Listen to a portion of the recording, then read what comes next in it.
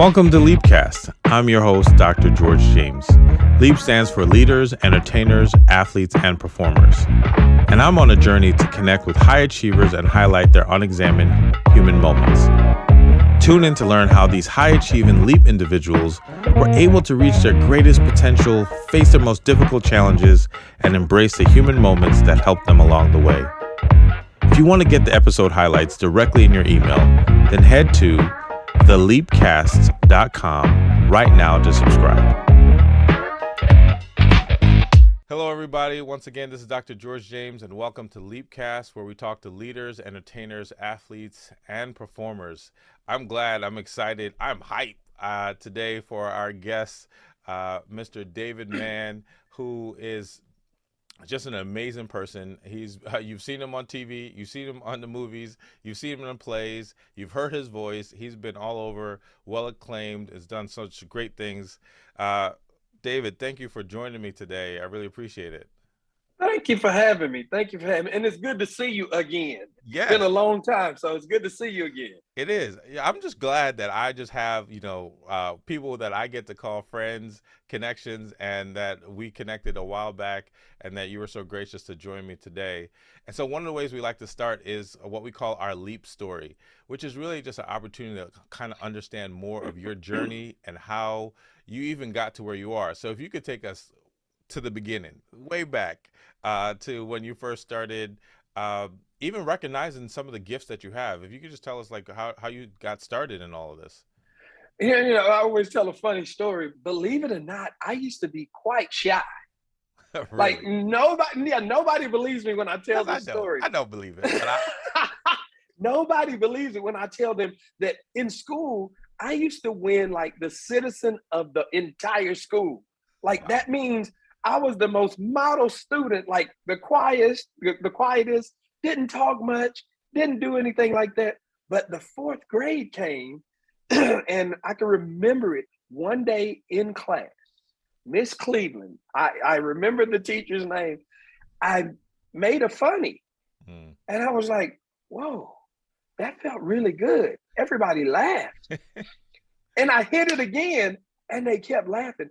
It was even to the point to where the teacher was laughing and I was mocking her voice. That was my first impression. It was like, she had this really slow voice and it was just like, Kermit the Frog mixed with Miss Piggy. And it was just, and I did it and I kept going and the class rolled. And she was like, no, get out of my class. But she couldn't stop laughing. And from that day forward, it's been downhill. Oh man, I love it. She's like, get out of my class while she's laughing. Yeah, she was laughing. And that day is when I discovered, like, I have a gift to make people laugh. And it got me in trouble sometimes because sometimes I should have been quiet. But that was the day I guess, in the business we can say I got bit by the bug. Yeah. And just started, doing it and learning and loving it. And that kind of led me into theater in school. And I started doing more and more theater. And, all the time, just wishing, hoping, praying for a break to be able to do it on the level that, I do it at now. And of course, I'm from Fort Worth, little country dude. So I just didn't know how. It's just like, Lord, I don't know how this is going to happen. Don't know how. Yeah. What's crazy is I didn't actually get into this business in movie, television, any of that. I got in it through singing gospel music. A lot of people don't remember that way back in the day, I started with Kirk Franklin and the Family. And I met my wife along the way, which was probably the best thing. Sometimes your parents make decisions for you that you hate at the time, but looking back now, it was the best because I wanted to go to another high school in the city. Okay. And my mom wouldn't let me. My cousins went there. All my cousins, you're just ruining my life and I hate it because you won't let me go to the school. Wow, mama. Yeah. Had I gone to that school, I would have never met Tamala. Wow. Which would have never got me on this path, like with singing and doing all this with the people that So say a little bit about that. Like how did the high school and meeting Tamala get you to Kirk Franklin and the Family? Well, Kirk and I started out singing together, just around. We were what we called local famous, buddy. We were just guys traveling around, loved doing what we do. Kirk played. He would write songs, and we actually didn't start off like gospel music. It's sad songs so you can get the girls. Of That's course, what that's that how was it all always about. starts. That's how that started out. And so we started singing around, and Kirk Franklin and I, then Daryl Blair, which is my pastor now. Oh wow. And we were all, they're younger than I am. They were 14, 15, 17, and we were You were the all, old head? I'm still the old head. They say I act like I was their daddy, but yeah. And so I was the old head, and they introduced me really into the world of singing gospel music. Daryl Blair and Kirk Franklin, because Kirk was playing at a church. He was this little bitty kid on the piano, on the Some organ, might the say he's piano. still a little itty bitty, but Well, but he'll he get you in was a headlock. itty bitty back then. And so they introduced me to this world of gospel music. And so we were called the Humble Hearts. Wow. And yeah, we would sing around anywhere that we could sing. And so I had a friend that I went to high school with, and I didn't know she was also friends with Tamala Johnson at the time. Okay. And we would be around doing what we do. We had a harmony that was so sweet. Tight. Well, she let me know that there was this young lady, a friend of hers, that really could wipe us out. And she was good. And she brought her to meet us, and it was like, she was just one of those sweet, young ladies. Like, no, don't mess with her. She too sweet. I can't, I don't want to give her none of my game. Right. She ain't ready for that. Right. And we met, and what started to grow was just a friendship. She was kind of like the Gladys Knight, and we were the Pips. And so she would travel with us, and we would sing around the city, and we just started to grow this friendship. And I'm gonna tell you how tight friends we were. This is weird. She was actually there when my first child was born. She came to the hospital as my friend. Mm-hmm. Tamala Johnson at the time, and of course 3 boys, 3 guys. She's seen her fair share of, that's what y'all get. Y'all shouldn't be doing them girls like that. She's seen us all like get busted in the game. So wow, it was crazy to fall in love with somebody who knew where all the bones were buried. See, look, so and I totally get that. And part of my story is a little similar. We don't go as far back as you and Tamala, but my wife and I, we've known each other since college. And she knew me, and all the things I was doing, I knew her, and some things she was doing, and we were just friends. Then turned to best friends. Turned to like, oh, what is this? I mean, why did we kiss? Right. What was that all about? How did that happen? And why did that happen? But I like it. Well, yeah, exactly. Let's do it again. And see that. Go ahead. No, and that's kind of how it started with us. It was just like, if you spend 10, 12, 14 hours a day with somebody, yeah, I mean, it just starts to be like, say, girl, you know what I like, and I know what you like. Right. Exactly. You start to have those thoughts about that friend. And I think that's something, because I definitely want to get back into talking a little bit more about your connection with Tamala and the way the two of you work together, because I think it's just amazing.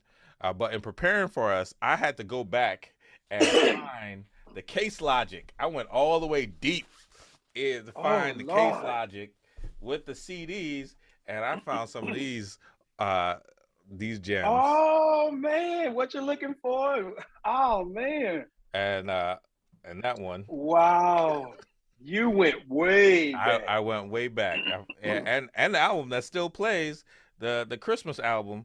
I wonder, like, how do you feel? Because they still play that, like it came out like yesterday. I think they just celebrated the 25th anniversary of it or something like that. Wow. And it was like, wow. Because I was at Kirk's studio not long ago, and they were showing the vinyl, and I was like, it's been 25 years already? Are we that old? It's like, yeah. Right.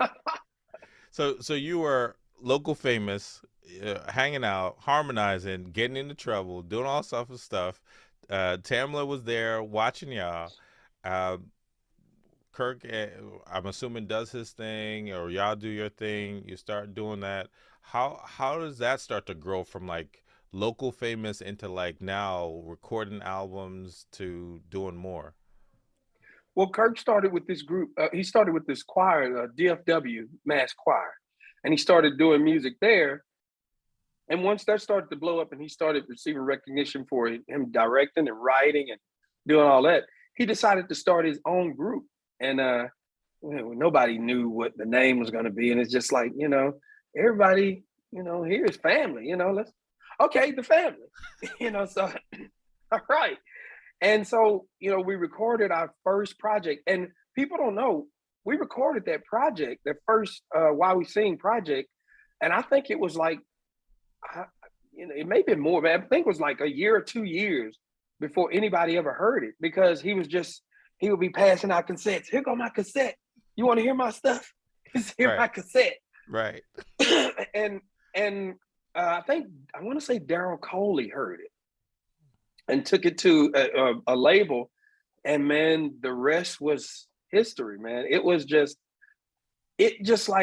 It just popped, and just While We Sing and mm, Silver and Gold, Hallelujah, and all those songs started to really hit. And before you know it, we were traveling the world at someone else's expense. wow, And that's one great thing with Tamla and I. We've traveled the world at someone else's expense and had an opportunity to enjoy stuff that we never could have imagined that we would enjoy. and And so that was just the first part of our journey. right, and that's what I was wondering. So as you're doing that, you're traveling the world. Like you started, in theater, you got the bug, and now you're traveling, singing, doing all this stuff. Like, did you think that that was like where your future, or did you always still have that? I want to be in front, as an actor or as a performer in a different way. We were we were just enjoying and loving what we were doing. This was a gift that we had, that we we genuinely loved doing what we were doing. We were in the background, and we got to go to places like that we never could have imagined. Like I remember one time being in Bermuda, and it was like I used to hear about Bermuda as a kid, and now I'm in Bermuda, Mama, I'd Jamaica, have and made it. yeah, we were in England and Germany, and it's like, Nice. wow, you've got, so we never could have imagined. We thought, hey, this is the top, man. We Yeah. done made it. Never could have imagined what the Lord had in store for us next. Never How, could have imagined. so then how did that transition then happen, right? So you're traveling the world, singing, enjoying it. What was that next phase then in your life from like Kirk and singing? It was a train wreck, quite honestly. We love uh, hearing about train wrecks because that's of where course. the gems are. So, Kirk called a meeting for us to come, and he was kind of, he told us that, hey, man, I got to take a break from the group. I'm going to just kind of go and do my own thing. And, and so I'm taking a sabbatical, as he called it. Wow. And we were like, a sabbatical? A what? Yeah. Brother, what? And yeah. And so that basically means that the group was breaking up. And, there was, for us, Kirk and I, we have enough history to where, to me, nothing could, wreck our friendship and our brotherhood. Of course, we were a little upset because it's like, what? No, We just got back from but Bermuda.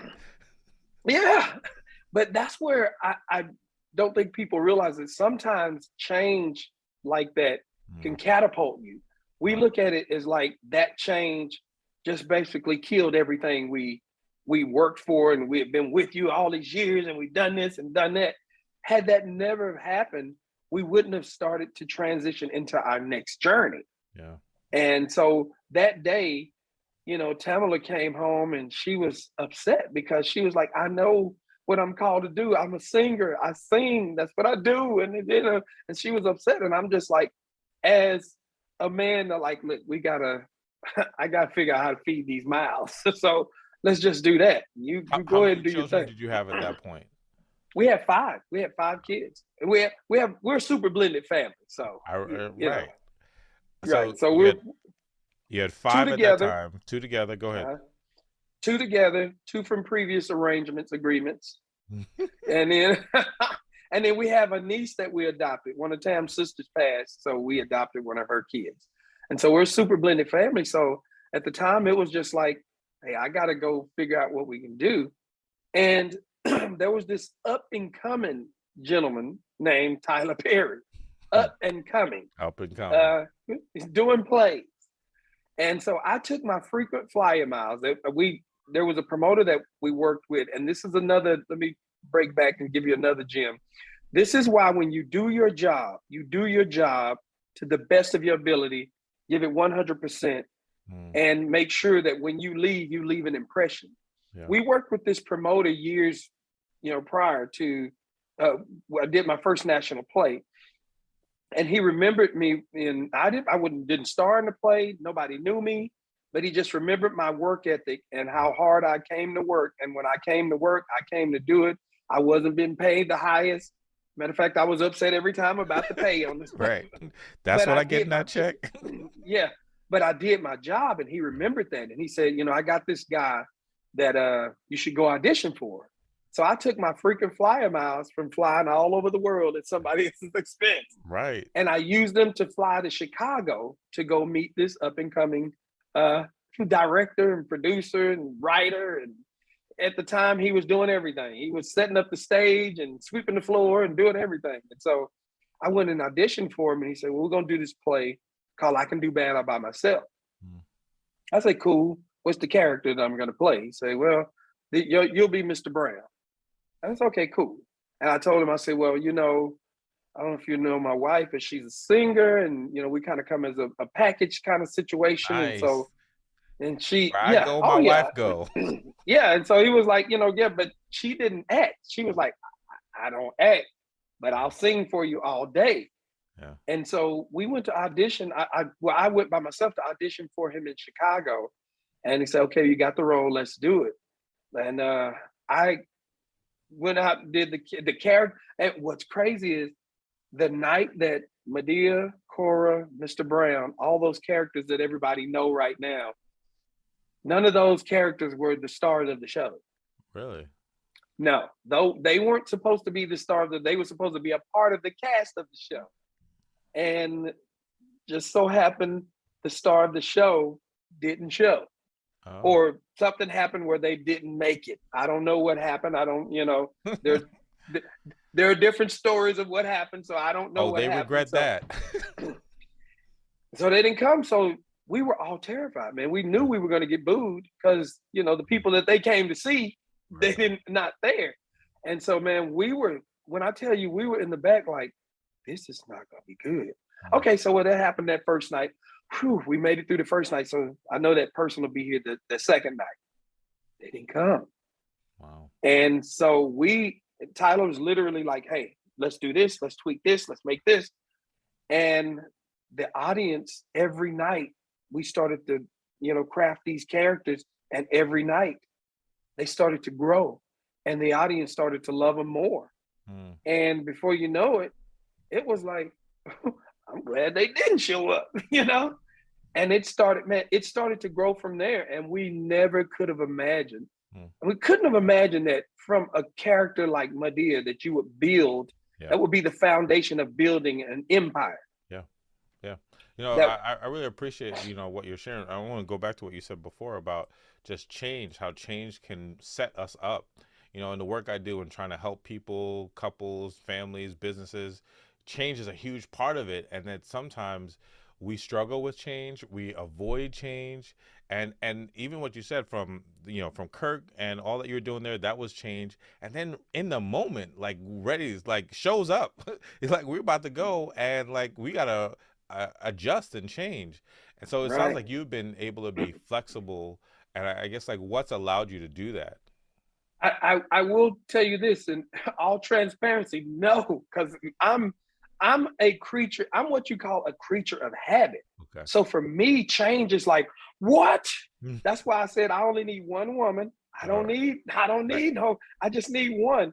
So for me, I'm that person that changes like, whew, but it's always interesting how the Lord would just kind of, say, hey, look, just relax Mm-hmm. and trust me.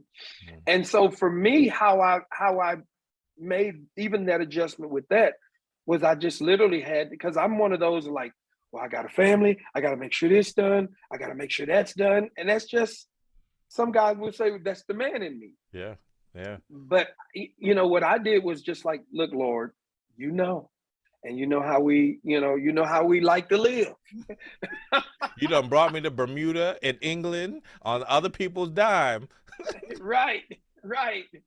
And so it was just one of those moments where you sit back and you look at the doors that the Lord started to open, and just the doors that were open everywhere. And it's like, Mm.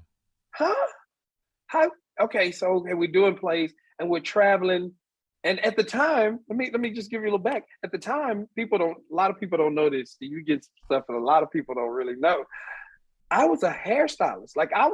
Really? Like I was a cosmetologist for 10 years. So I had built this great clientele in between all of this and doing, whether I go somewhere and I come back, and I had built this great clientele.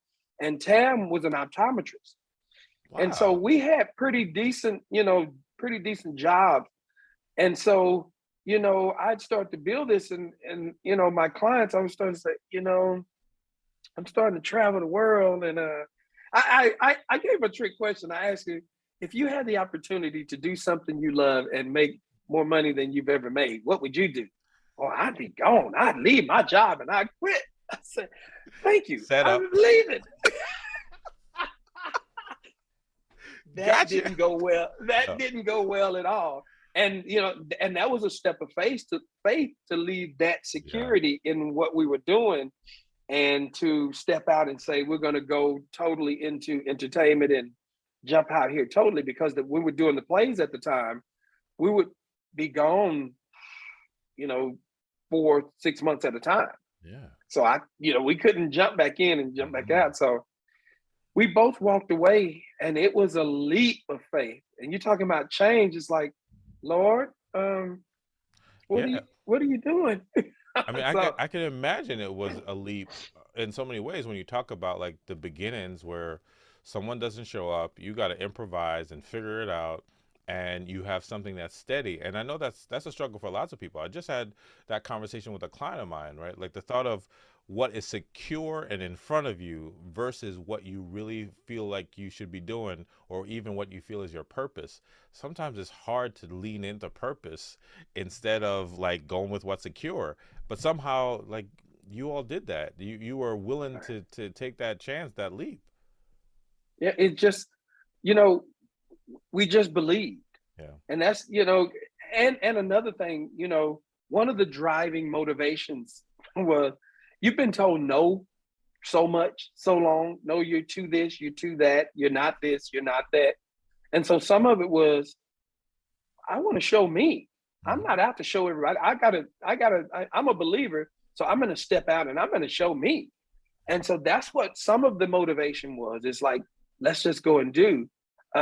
Even not having our own vision at the time, once we linked up with Tyler Perry, just seeing the no's that he was told, like, gospel people and church, black people don't come out to Mm-hmm. plays and stuff like that. And say, wait a minute, what, all of them a sellout? Yeah. Well, black people won't go see movies and stuff like that. Dude, wait a minute, was it number one at the box office? And so it was just always like, well, they won't.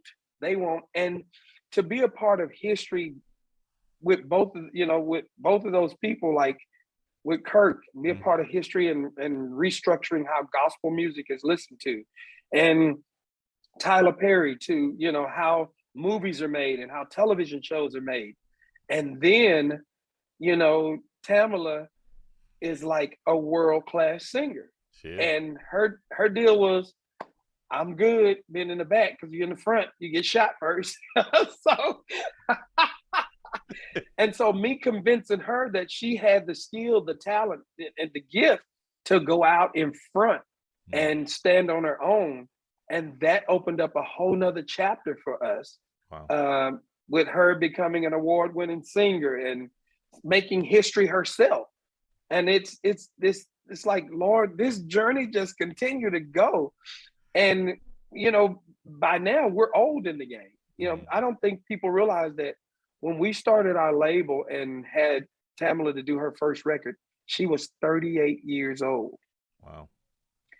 And as a new artist, like Right, most right. new And for the artists, industry, yeah, yeah, that's yeah, definitely older, right? Because yeah, people coming in teens and 20s. you're on the downside at 38. Right, right. She was a new artist. She was new artist of the year at 38. Wow. And so that's just a testament to how the Lord just kept blessing and keeps blessing. I could hear that, and once again, how you just continued to leap and to leap and to leap even more. And I get what I'm curious is that you talk about, and I'm definitely going to come back to everything around Tamala. You mentioned about Kirk and Tyler Perry, right? Both of these men have been amazing in their field and continue to like shape things, and people have modeled their careers after what they've done. And you've been able to be around them. You've been close to them. You're friends with them. What has that been for you? Like, as you are your own person and have your own identity, what has the learning lessons been for you in those relationships? A lot of it is too watching not just them grow, watching us grow as men and learning how, because some of the things that we all handled in our 30s, we don't have we have these conversations. It's like, bro, because Mm-mm. we and like I've been playing this character for 22 years. So we've been around each other, and I've known Kirk for almost 40 years.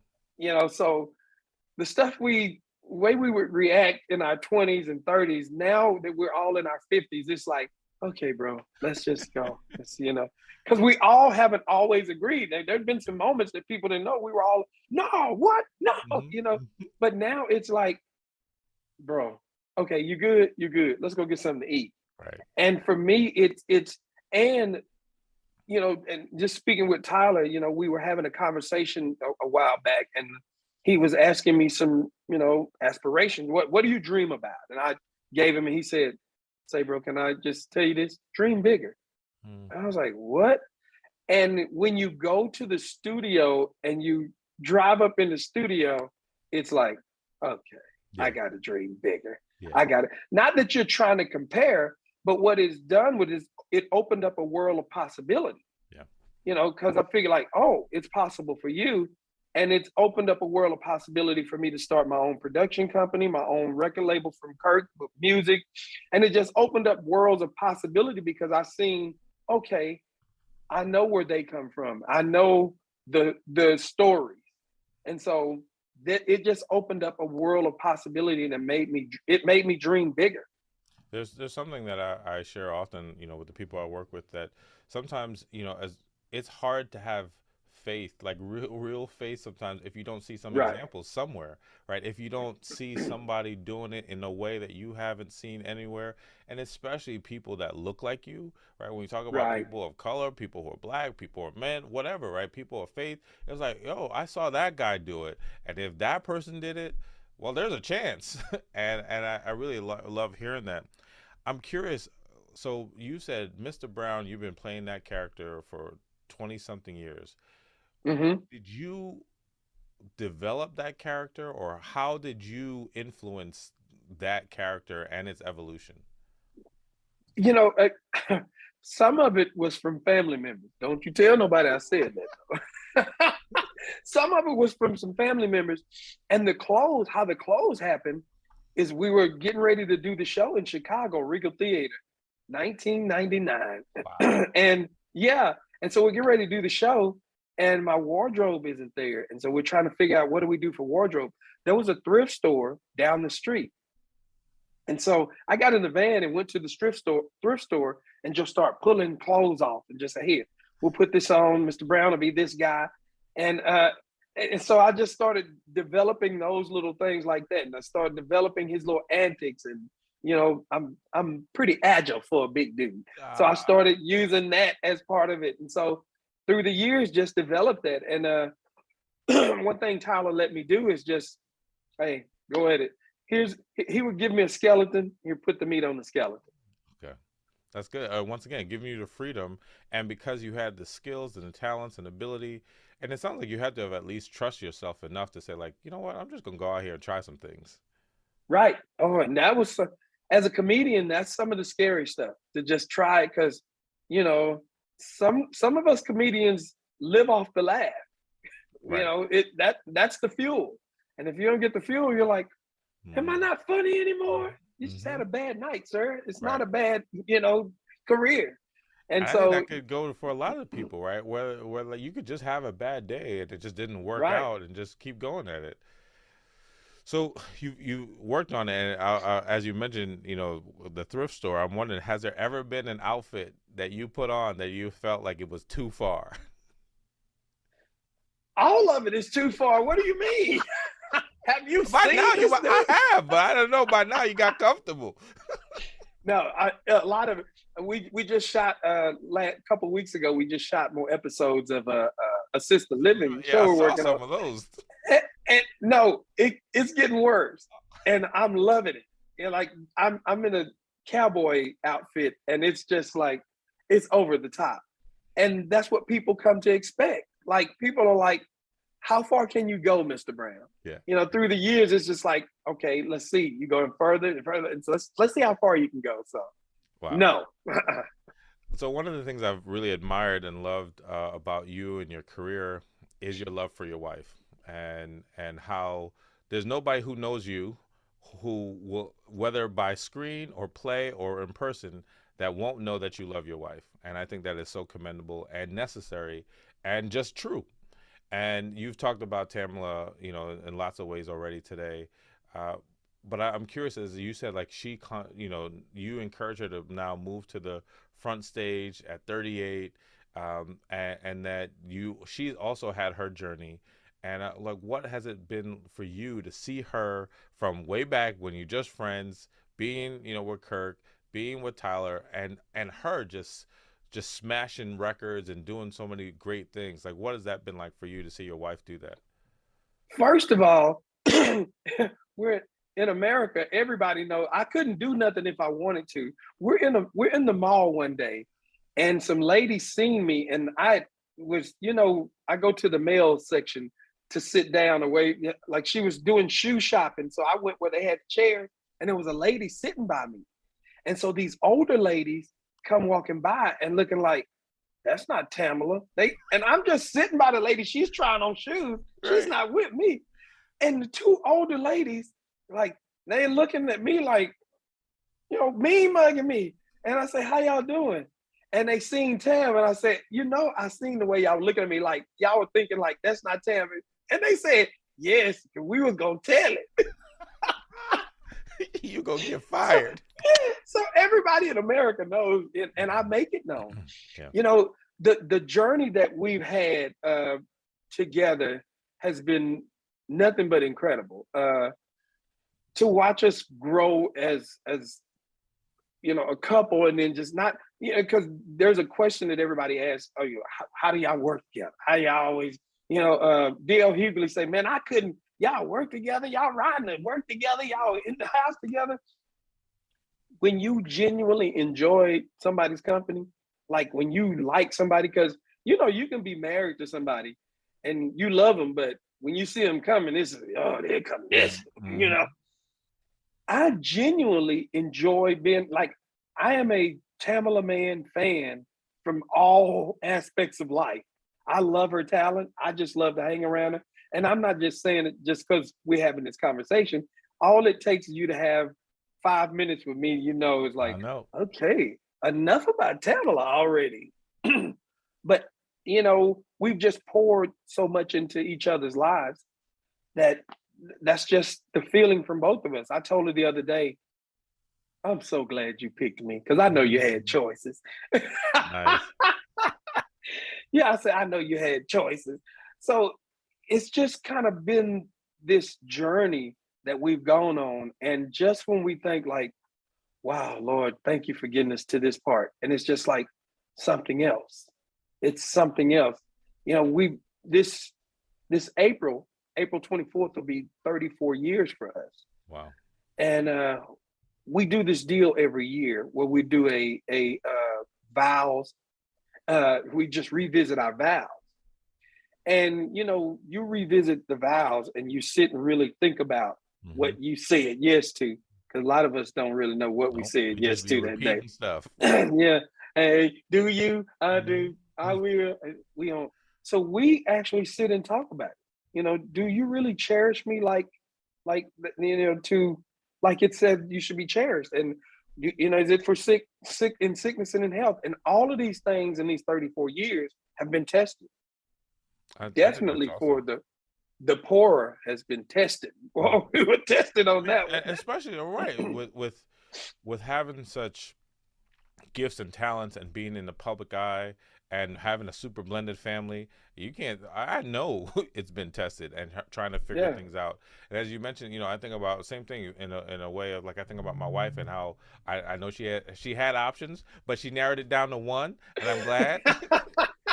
And I'm thankful, and but I appreciate her, and I know that I'm a better person because of her, and so I Oh love seeing man. when other people love their spouse and care about their spouse and talk about their spouse in the way that you have, even with the ups and downs. That's just normal, but there's a way that you consistently come back to it, and as you both have like traveled and done all these great things, I'm wondering what would you say is like how have you handled even the hard moments, the tough moments, not necessarily in their marriage, but just in the life or career? How have you both navigated that?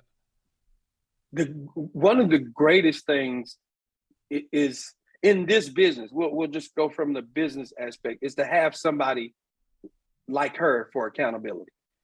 Because there's some times when she'll give me that bae, and I'll give her the. She know when I say this, she'll be like, when I say Tamala man, and when I say that, she's like, oh Lord, what have I done? But to have that accountability is something that has really helped both of us. Because if you're having one of those moments that people won't ever allow you as a whatever a celebrity is, they won't allow you. We have each other to say, yeah, you came in a little hot, dude. Mm-hmm. You better bring that back. So to have that, and when like I always say, when it's her time to shine, and by us both being in the spotlight, there are times when if it's my light, she back up, and if it's hers, I'm moving out of the way. I don't want to be one like yeah, see us. We move, and we've learned to operate in that. Of course, we always want each other right by our side. And when she won a Grammy, if you go back and look, there's a video. She won, and she wanted me up there with her to come to accept it. And I'm like, no, this is your light. This is your time to shine. We're standing in the aisle arguing about whether I should go up there. And people are like this. Are y'all okay? So it's like, no, Yeah, I'm this making a is your decision. moment. Yeah. Like, this is your moment. No, come with me. No. And I love them. that's literally how we operate. Another question that people ask us in the industry is, how do y'all balance this? How do y'all balance your marriage with the Yeah. industry? I always tell them, no, I don't. And it's like, you don't? No. Because I make this simple analogy. If you balance something with something, that means you're giving it equal amount of weight. Yeah. Nothing gets equal amount of weight That's right. with my wife, with my family, my marriage, anything.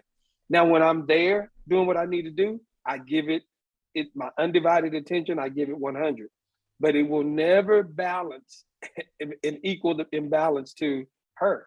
Nothing. And then when it does, I'll see y'all. Look, I'll I be in a love. little rant somewhere.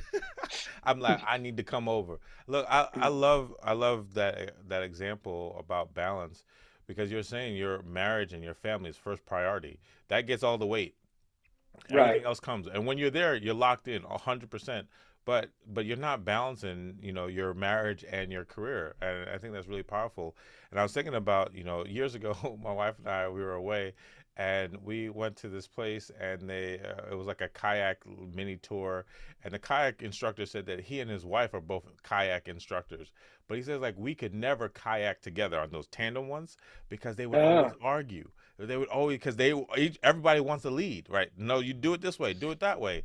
And I really, I share that because I love how you say that you respect Tamala when she's in the front and she has the light. She respects you when you're in the front and you have the light. You both are not arguing about whose spotlight it is. You're like, mm-mm. it's all you, babe. Yeah. And I every night when she she does concerts, when she does a concert, I'm exhausted. And you say, why am I exhausted? They have actual video of this. I'm on the side in the wings of the curtains doing a full concert because I feel like she needs my spirit up there. She needs that energy. When I'm doing a stand-up comedy set, I have to see her face. There is nobody in the audience laughing harder. Wow. She laughs every night. Like I was like, you heard it, but she's cheering me on like nobody who's ever heard any of these jokes. And when I see that face in that audience, let's work, let's party. I love it. I And love it. she knows that I'm on the sideline. Take me to the cave. So at the end, I'm like, I'm hoarse. We Whew, sung that I tonight. need some water. So I look, I appreciate everything you shared. There's some questions I like to ask people near the end. One I want to Okay. start off with. Uh, what are you working on now? Like I know that you've been doing assisted living, and I know that you pop up in lots of places. I think that you were just in the homecoming special, Medea homecoming Yeah. special. So what Yeah. are you working on now? Working on producing new movies, new content for our YouTube channel, Man TV. Nice. We're working on new content for that. Working on producing some new. I love Christmas movies. We did My one. We wife released too. one. We released one this past, and I got bit by the bug. I'm like, I want to produce more Christmas movies. Nice. So you're going to see more of that. And I'm really, I'm doing more stand up, and I'm really wanting to get back into singing. Okay. We did the Love album, and I want to I get saw more that. into singing. Yeah, I want to get back into it because I kind of, television and movies, that's my thing, and singing is Tam's thing. But I think I want to kind of go back over there and do a little bit more of that. All right, so it sounds like there's definitely some projects coming, some TV projects, Oh some yeah. Christmas movies, and stand up, as well as some singing projects. It's interesting. My wife and I, mainly through my wife, have gotten into these Hallmark movies, and Oh, was it it's just so predictable. But I lost my mom last year. She lost her grandmother, and there is something about hope and joy and knowing what the end is going to be, and that just helps me feel good. And so you that's been great. always stay. You always stay to see when you already know what is going to happen. It's going to work out. Right. But just that reassurance that it can work out. You Yeah. already know it's going to work out, but just to see it in full screen, and that's what I love. I love the Christmas movies. I know it's going to work out in the end, and everybody's going to live happily That's ever right. after. But I still want to see Exactly. it. Exactly. So, you have had the amazing opportunity to work with lots of people. But I'm wondering, who would you want to work with? If you had the opportunity to work with someone in any type of way, who would that be? Oh, oh goodness. I know as a comedian, I would like to. If you're going to trip out on my choice, Oh, Steve Martin, really? the comedian. Yeah, Yeah, I yeah. and I was just Silver saying the other day. Fox, right? Yeah, I was like, I hope he's as cool in person as he is. I'd like to work with Steve Martin as a Okay. because I love his slapstick Yeah, comedy. yeah, yeah, Uh, yeah. let me see. In the music game, maybe like Charlie Wilson or somebody like that. Okay. Some of the old school guys. Yeah. Yeah, so just a couple names. Okay. Yeah. Look, Charlie Wilson still he get around. He's still doing his tours and so forth. So He's yeah, wearing these young cats out. they can't keep up. Well, that's They awesome. can't keep up with it. I really like that. I mean, Steve Martin is been in the business for a long time. Has done really well and has classics from movies to comedy, and that could be an interesting combo with the two of you. Wouldn't it be a little crazy? Yeah. Yeah. Yeah. So I'm just putting it out there. Hey, Steve Martin. Yeah. You That's just what I never say. know. Anybody who comes on Leapcast, we start envisioning things, we start putting things out there. You never know. Anything can happen. You just never know. And of Uh, course, all the usuals, whether it's just Kevin Hart to yeah, Eddie Murphy to Cedric the Entertainer, those kind of, those comedians, like I definitely work with those guys. I love that. that's awesome. Last two questions I ask is, as my work as a therapist and I help lots of different people in different situations, and I'm always curious, what does mental wellness mean to you? What would you say? More now than any time ever in my life, it means a lot to me because, what we didn't talk about probably about 6 to 8 months ago, I found myself just going through a depression Mm. and was embarrassed to talk about it to people because there's one lady who was writing my story down for me, and she didn't mean anything by it, but this was a bit of why I was embarrassed. She said, "You're freaking David Mann. Mm. You make the world laugh." Mm. And it was like, see, that's why, because everybody think, not you, you make the world laugh. And it was crazy because it wasn't the usual suspects like financial. I was in one of the best places I've marriage, one of the best places ever. It's just the weight of everything and everybody Yeah. else Yeah. had finally caught up with me. And I found myself, I just started asking myself questions because, a lot of times we don't ask ourselves some of the same questions that we ask other people. Mm-hmm. What are you doing to make it better for you? And I found myself like, I'm making sure everybody else is good except myself. Yeah. And so one of the things that us as black men and especially black men in our 50s, a therapist, I ain't gonna finna go sit up and let them white folk tell all Right. my business, Right. That's just something. And I was like, no. So I started seeing a therapist, Nice. and he told me, he said, "Mr. Mann, let me tell you one word you got to learn." And I was nervous. You need to learn to be selfish. Yeah. And I say, huh? He said, yeah. You don't think enough of yourself to do. Mm-hmm. I'm like, what? And I thought about it, it's like, you make sure everything and everybody's taken care of, but you don't take any time for yourself. And that's from just getting away, taking a moment, not being afraid to say no, just getting away and just taking a moment for you. And us as brothers, men, we can be so we can be a little. I tell this story in my stand-up set. It's like we can go to the doctor, and the doctor can tell us you have to take these pills, or you're going to die in 3 months. And you go to the pharmacy and you look up the pills. How much are the pills going to be? They're going to be $1,500.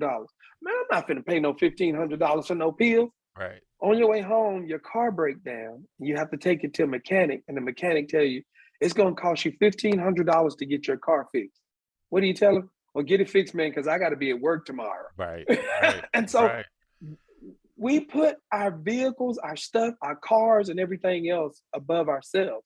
And as I shared with my wife, because I hadn't even shared with her at the time that, dear, I think I've been depressed. Mm-hmm. And just sharing with her, I just thinking back on it, she was standing right there, and right there was help. And I just didn't ask for help. Yeah. And there is nothing wrong. If I could just share with anybody, there is nothing wrong with seeking help. And we'll get help if we get a broken leg. We'll get a help if our arm is broken, if we have a heart attack. But your mind Mm-hmm. needs help. And I've just discovered that I just need to take a little more time for me. So long story short, No, I I've love that. discovered take some me time because Yeah.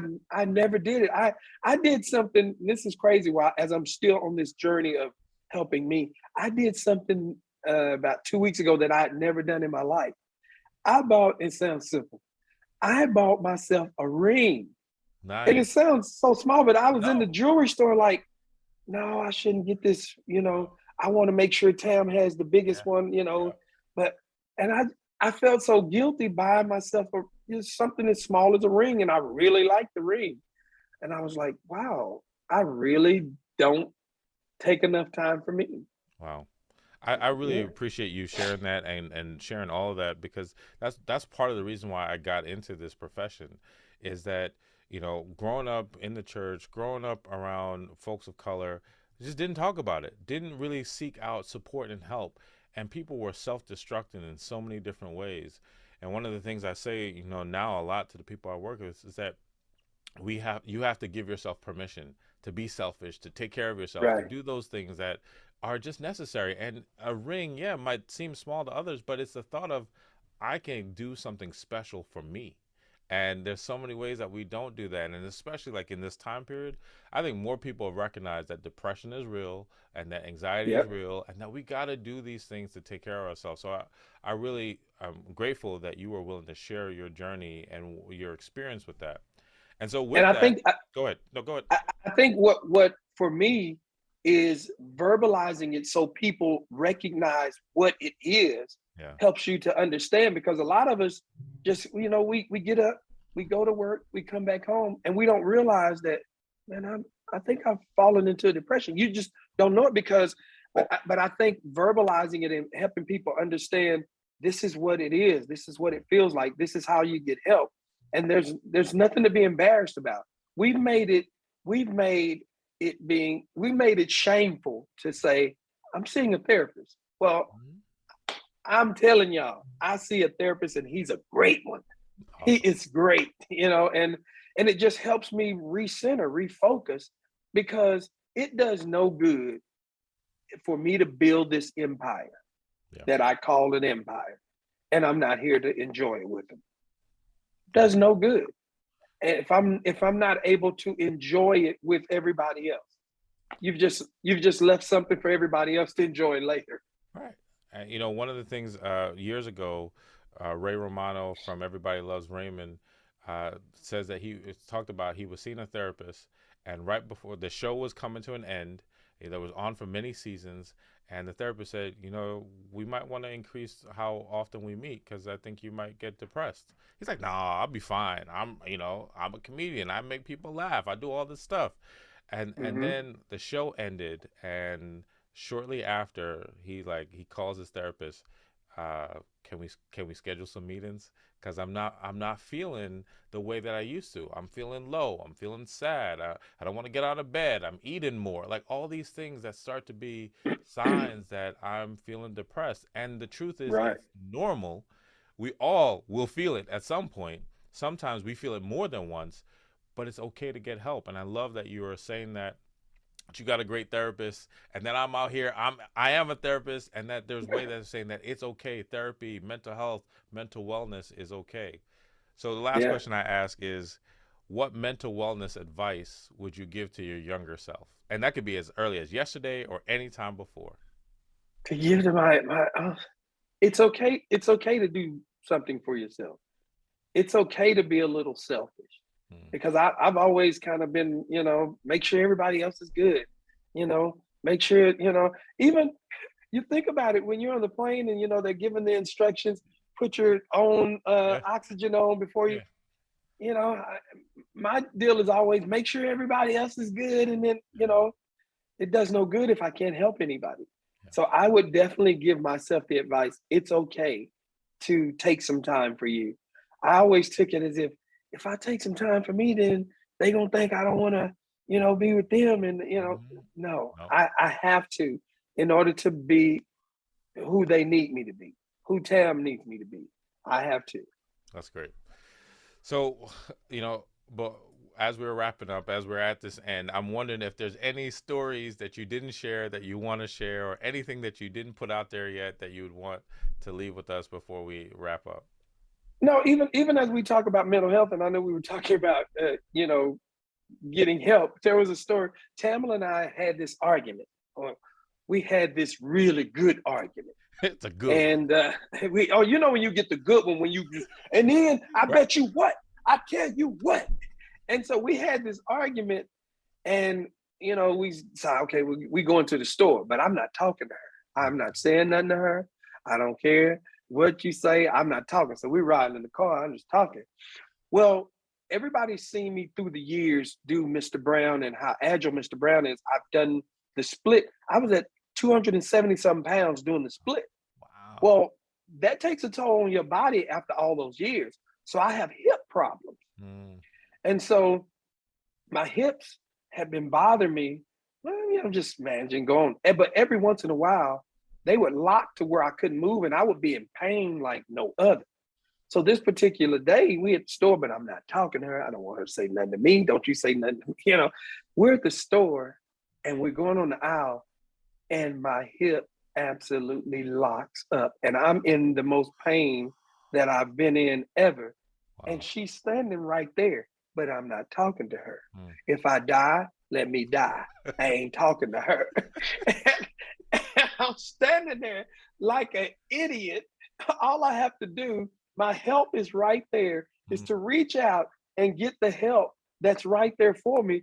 But because of some say it may be just pride, but because of my arrogance, I'm not gonna. She's right there, but she don't know I'm suffering because I ain't sitting and I'm sitting there like this, and I cannot move.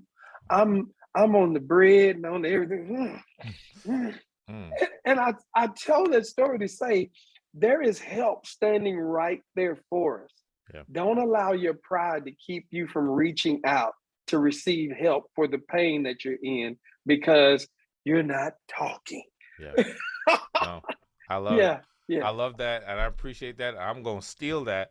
That was awesome, and so important that we recognize that help is right there. There's so many people that could be helpful or supportive, and I'm grateful that more people are leaning into that. I've had more people ask me, "Hey, how can I talk to a therapist, or what do I need to do?" And I really appreciate you sharing that. Thank you for your time, your energy, and just being willing to be here. And, like you said, everybody, go check out everything that David Mann and Tamla Mann are out there doing, from assisted living, movies on Netflix and everywhere else, music projects, other things that are coming out. I'm just thankful for you being here on Leapcast and joining me. Thank you so much for coming today. Man, it's good to see you again. Tell your wife I said hello. I will. You have my number still the same. All right. I think you still have my number, still the same. Just text me, check in. I definitely will. I look forward to doing that. All right, man. You take care. Wow. What an incredible ride we just went on with another great member of the Leapcast community. I appreciate you listening and hope you got some tangible value from the episode. Please let us know what you think by leaving a comment, rating, and review. As always, please don't forget to subscribe wherever you listen to podcasts. This is Dr. George James, and I'll see you next time.